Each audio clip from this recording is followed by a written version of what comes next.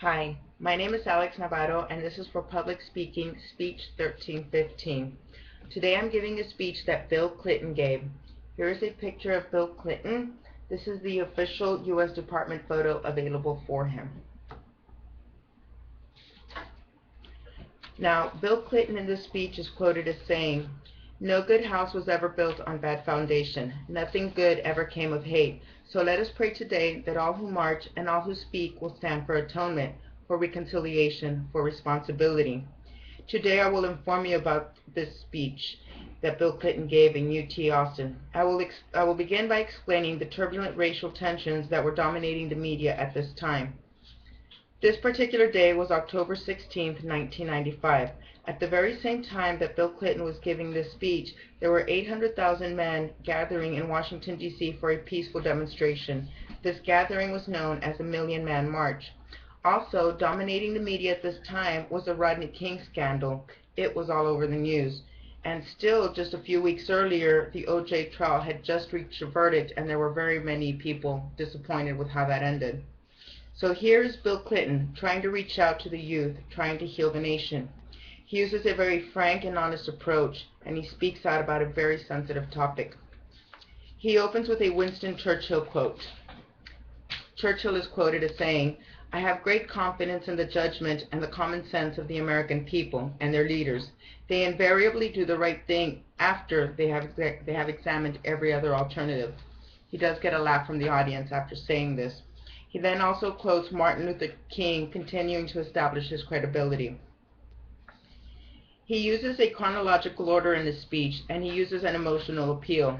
He gives us startling statistics about the true wages of black people and the struggles they hold in poverty. He says there are more black men in prison than in college, and how this needs to change. He says in his speech, "Abraham Lincoln reminded us that a house divided against itself cannot stand. When divisions have threatened to bring our house down, somehow we have always moved together to shore it up. My fellow Americans, our house is the greatest democracy in all of human history, and with all its racial and ethnic diversities, it has beaten the odds of human history. But we know that divisions remain, and we still have work to do." He speaks very highly of the single mothers making ends meet, and he calls them heroic. He points out how black men need to step up and do what's responsible in their part. This is a very sensitive topic, and he speaks very frankly about this. He continues to insist how change can happen. He then speaks of his own childhood and how his father died before he was born. He mentioned how his stepfather was an alcoholic and not a good father. This, I feel, gave him the credibility with his targeted audience, his true targeted audience. In his speech, Bill Clinton says, "Long before we were so diverse, our nation's motto was E pluribus unum. Out of many, we are one. We must be one. As neighbors, as fellow citizens, we must not separate camps, but family. Whites, blacks, Latino, all of us, no matter how different, who share basic American values and are willing to live by them. When a child is gunned down on the streets in the Bronx, no matter what our race, he is our American child. When a woman dies from a beating, no matter what our race or hers, she is our American sister. And every time drugs course through the veins of another child, it clouds the future for all of our American children. Whether we like it or not, we are one nation, one family, indivisible. And for us, divorce or separation are not an option. Here, in 1995, on the edge of the 21st century, we dare not tolerate the existence of two Americas. Under my watch, I will do everything I can, as soon as possible, to make sure there is only one America under the rule of the law, one social contract committed not to win or take all, but to giving all Americans a chance to win together one America."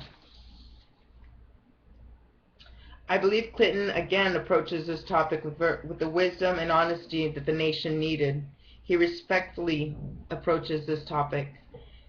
The vicious media, who seemed to be more interested in scandal than solution, were dominating the media and the influences of the people at the time. CNN has quoted Dorothy Level, who was the publisher of the Chicago Crusader, as saying, "We would watch the trial on TV, and then we would see how the broadcasters and the media people handled it. Often we'd remark, 'Are they talking about the same thing I looked at today?' This is just a little indicator of just how bad things really were." And then Bill Clinton, at the end of his speech, he says, The great divides of the past called for and were addressed by legal and legislative changes. They were addressed by leaders like Lyndon Johnson, who passed the Civil Rights Acts and the Voting Rights Acts. And to be sure, this great divide requires a public response by democratically elected leaders.